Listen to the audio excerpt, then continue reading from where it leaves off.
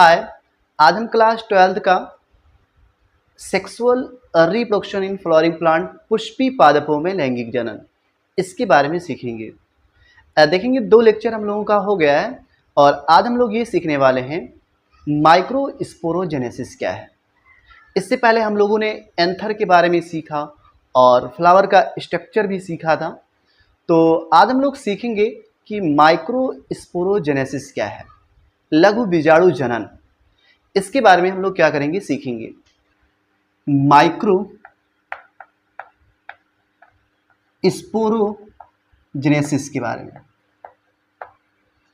इसके बारे में देखेंगे ये क्या होता है। इसके बारे में हम लोग क्या करेंगे, सीखेंगे। हिंदी में कहते हैं लघु बीजाणु जनन। तो सबसे पहले हम क्या करेंगे, आज एंथर के बारे में सीखे थे और फिर उसके बाद में हम लोग सीखने वाले हैं लघु बीजाणु जनन के बारे में सीखेंगे। तो देखेंगे यहाँ पे सबसे पहले हम लोग थोड़ा बहुत एंथर के बारे में देखेंगे। ये जो आपका स्ट्रक्चर दिख रहा है ये वाला, इसे हम क्या बोलते हैं, फिलामेंट। हिंदी में बोलते हैं तंतु, फिलामेंट। और इस वाले स्ट्रक्चर को हम क्या बोलते हैं, एंथर। यानी ये जो आपका फूला हुआ संरचना दिख रहा है इसे हम क्या बोलते हैं, एंथर। और ये जो आपका ये वाला स्ट्रक्चर दिख रहा है इसे क्या बोलते हैं, फिलामेंट। और दोनों स्ट्रक्चर को मिला दिया जाए, यानी एंथर और फिलामेंट को मिला दिया जाए तो इसे हम क्या बोलते हैं, स्टेमन बोलते हैं। क्या बोलेंगे, स्टेमन। इसके बारे में हम लोग पढ़ चुके हैं लेकिन एक बार और देख लेते हैं। स्टेमन क्या बोलेंगे, स्टेमन। तो एंथर और फिलामेंट को मिला करके हम क्या बोलते हैं, स्टेमन। और हम लोगों ने क्या किया था, एंथर को कट किया था और कट करने के बाद में हम लोगों ने देखा था कि जो एंथर है इसमें कई सारे लेयर पाए जाते हैं, परत पाए जाते हैं।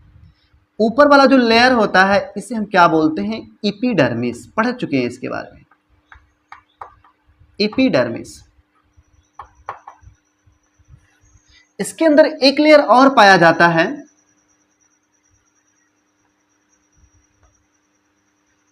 जिसे हम क्या बोलेंगे,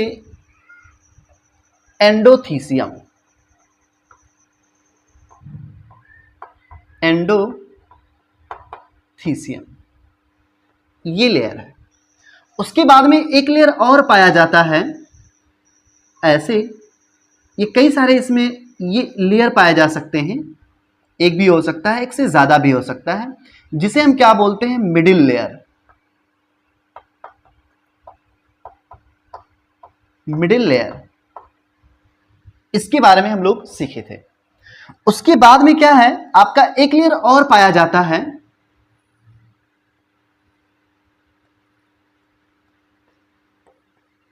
जिसे हम क्या बोलते हैं, टेपिटम।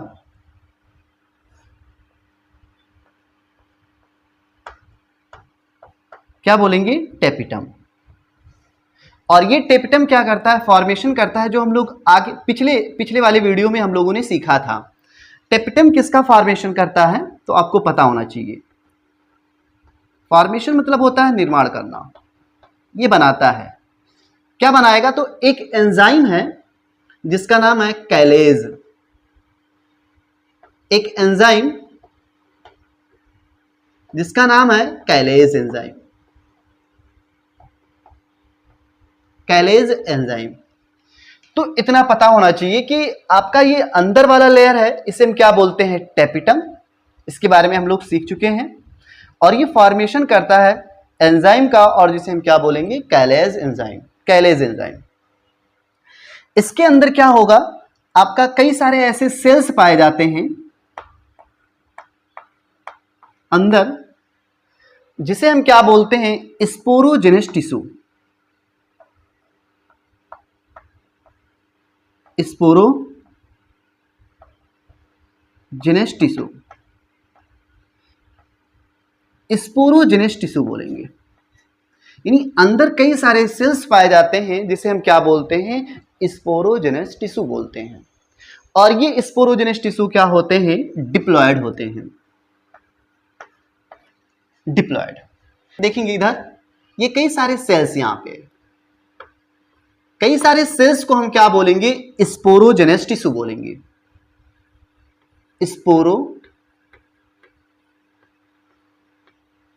स्पोरोजेनस टिश्यू,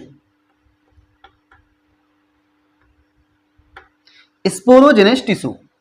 देखेंगे ये जो आपका होगा ये कैसा होगा? डिप्लॉयड होगा। देखेंगे यहां पे ये स्पोरोजेनस टिश्यू जो है आपका, एक सेल को हम क्या बोलेंगे? कई सारे सेल्स होंगे तो उसे हम क्या बोलते हैं? स्पोरोजेनस टिश्यू बोलेंगे। लेकिन एक सेल होगा तो उसे हम क्या बोलेंगे? Microspore mother cell.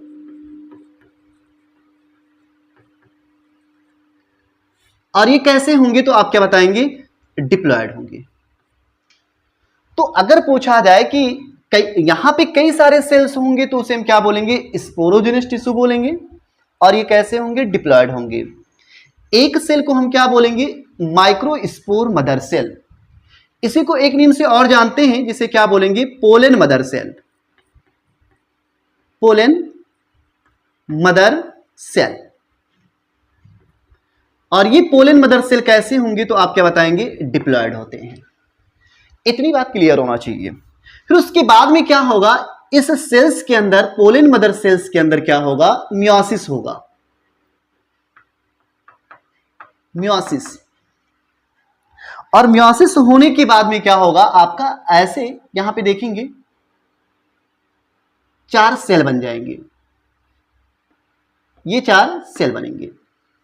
और ये 4 जो सेल बनेंगे इसके ऊपर ऐसे एक लेयर होगा, एक वाल पाया जाएगा जो किससे बना होगा तो आप क्या बताएंगे? कैलोज से।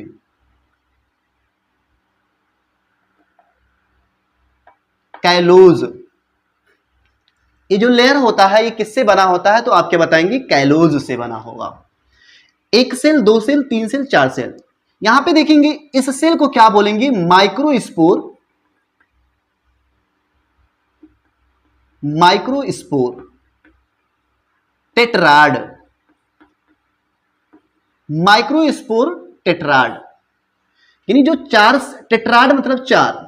यहां पे ये जो आपका सेल्स है 1 2 3 4, 4 सेल हैं, इसे क्या बोलेंगे? माइक्रोस्पोर। और क्या बोलेंगे? टेट्राड। टेट्राड मतलब 4 सेल। देखेंगे यहां पे एक ये जो टेपिटम है एक लेयर होता है। और ये टेपिटम क्या करेगा? एक एंजाइम का फॉर्मेशन करता है जिसे हम क्या बोलते हैं? कैलेज। और ये कैलेज इस लेयर को क्या करता है? ब्रेक कर देता है।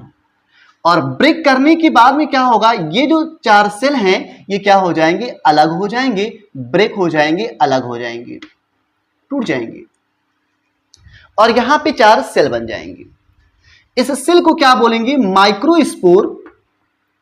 माइक्रोस्पोर्स बोलेंगे। इसे क्या बोलेंगे? माइक्रोस्पोर्स बोलेंगे। और ये कैसे होंगे तो आप क्या बताएंगे? हैप्लॉयड होंगे। ये भी क्या होंगे? माइक्रोस्पोर। जो टेट्राड होंगे ये भी कैसे होंगे? हैप्लॉयड होंगे। इतनी बात तो क्लियर होना चाहिए, आपको समझ में आना चाहिए। देख, अब हम लोग क्या करेंगे? आगे सीखने वाले हैं डेवलपमेंट ऑफ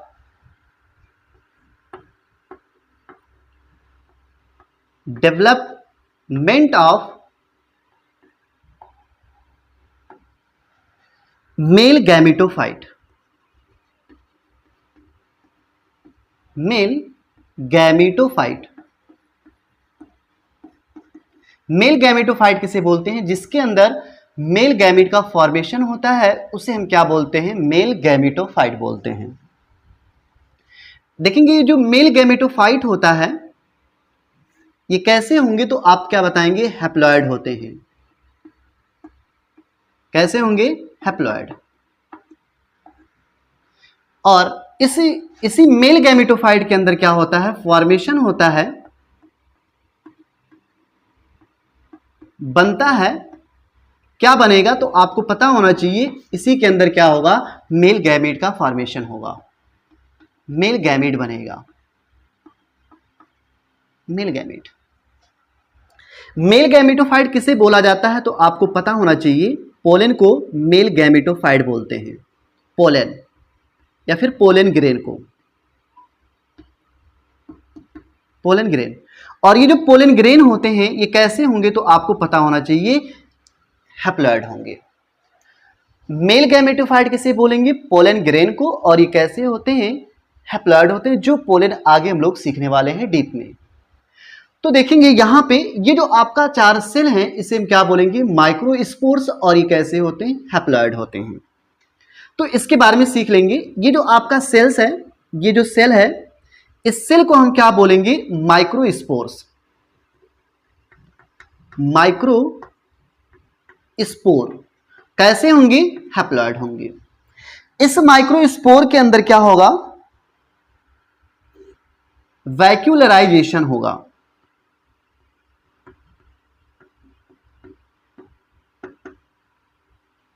वैक्यूलराइजेशन यानी वैक्यूलराइजेशन मतलब ये होता है, इसके अंदर ये जो सेल होगा, इस सेल के अंदर जो वैक्यूल पाया जाएगा, रिक्तिका, ये क्या हो जाएगा, थोड़ा ग्रोथ कर जाएगा। जब वैक्यूल क्या होते हैं, ग्रोथ कर जाते हैं, तो उसे क्या बोलते हैं, वैक्यूलराइजेशन। अब देखेंगे इस सेल के अंदर क्या होगा, एक धागा बनेगा जिसे हम क्या बोलेंगे, आसिमेट्रिक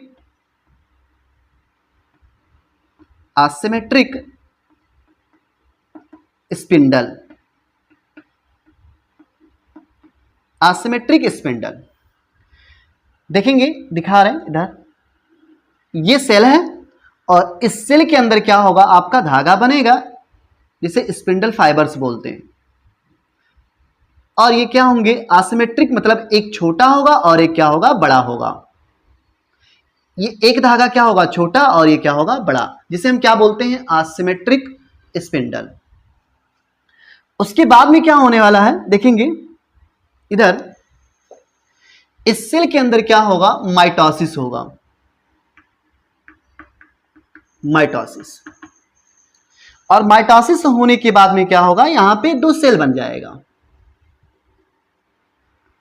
ये एक सेल बड़ा वाला और एक सेल और ये छोटा सेल, एक छोटा।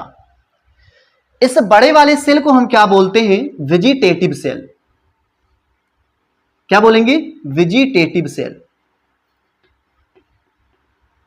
Vegetative cell. और ये जो वेजिटेटिव सेल होता है ये क्या होगा, लार्ज होता है। लार्ज मतलब होता है बड़ा, और इसका जो न्यूक्लियस होगा इरेगुलर होगा, इरेगुलर न्यूक्लियस। यानी जो वेजिटेटिव सेल होते हैं, ये बड़े वाले, ये जो बड़ा वाला सेल है इसे क्या बोलते हैं, वेजिटेटिव सेल। और ये क्या होंगे, लार्ज होंगे, और इसका जो न्यूक्लियस होगा ये क्या होगा, इरेगुलर न्यूक्लियस होगा। इस वेजिटेटिव सेल्स के अंदर, इस वेजिटेटिव सेल के अंदर रिजर्व फूड होगा, यानी फूड स्टोर रहेगा। इसके बाद में देखेंगे ये जो छोटा वाला सेल है इसे क्या बोलेंगे, जनरेटिव सेल।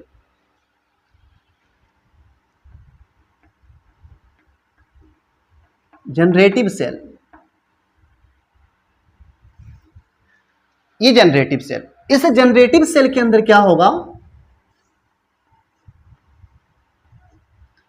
नो रिजर्व, यानी इसके अंदर कोई रिजर्व फूड नहीं होगा।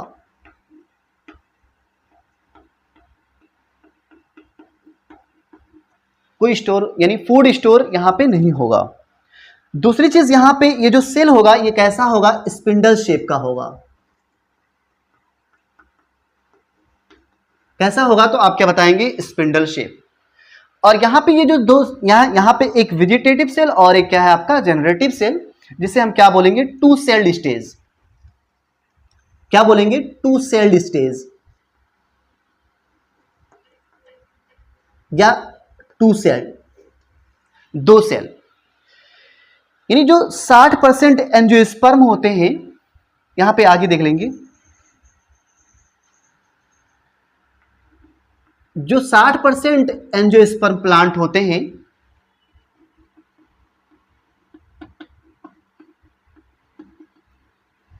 जो 60% एंजियोस्पर्म प्लांट होते हैं उसके अंदर क्या होगा, ये जो आपका पोलन, ये जो सेल होगा, ये क्या होगा सेल, ये 2 सेल्ड स्टेज में स्टिग्मा पर जाएगा।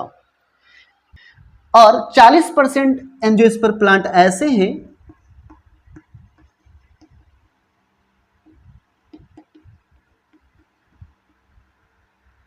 एंजियोस्पर्म प्लांट ऐसे हैं कि यहां पे ये जो जनरेटिव सेल है, इस जनरेटिव सेल के अंदर क्या होगा, माइटोसिस होगा, माइटोसिस। और माइटोसिस होने के बाद में ये आपका बड़ा वाला सेल, इसे क्या बोलेंगे, वेजिटेटिव सेल। और यहां पे ये जो जनरेटिव सेल है, इस सेल के अंदर जब माइटोसिस होगा तो कितने सेल बन जाएंगे, 2 सेल बन जाएंगे। कितने सेल बन जाएंगे, 2 सेल। तो जनरेटिव सेल के अंदर माइटोसिस जब होगा तो 2 सेल बन जाएंगे और इस सेल को हम क्या बोलते हैं, male gamete, male gamete, male gamete बोलते हैं। इसे हम क्या बोलेंगे, वेजिटेटिव सेल,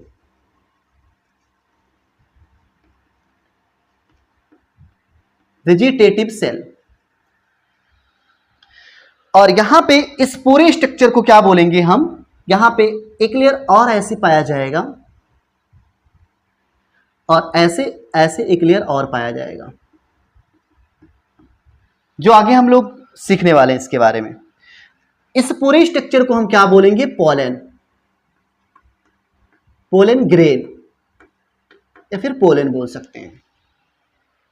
तो देखेंगे ये जो पूरा स्ट्रक्चर है इसे क्या बोलेंगे, पोलन। और इसी पोलन के अंदर क्या होगा, मेल गैमीट का फॉर्मेशन होता है। इसके वजह से पोलन ग्रेन को हम क्या बोलते हैं, मेल गैमेटोफाइट बोलते हैं। मेल गैमेटोफाइट मतलब ये होता है जिसके अंदर मेल गैमेट का फॉर्मेशन होता है। तो यहां पे जो मेल गैमेटोफाइट किसे बोलते हैं, पोलन ग्रेन को। यानी पोलन ग्रेन को इसलिए बोला जाता है क्योंकि पोलन ग्रेन के अंदर मेल गैमेट का फॉर्मेशन होता है। और यहां पे ये क्या है, 3 celled stage, 3 celled, 3 cell. 40% angiosperm ऐसे हैं जिसके अंदर ये जो पोलन है वो क्या होगा, 3 सेल्ड स्टेज में ये स्टिग्मा पर जाएगा। तो यहां पे इतना याद रखेंगे। आगे हम लोग क्या सीखने वाले हैं, पोलन ग्रेन के बारे में सीखेंगे।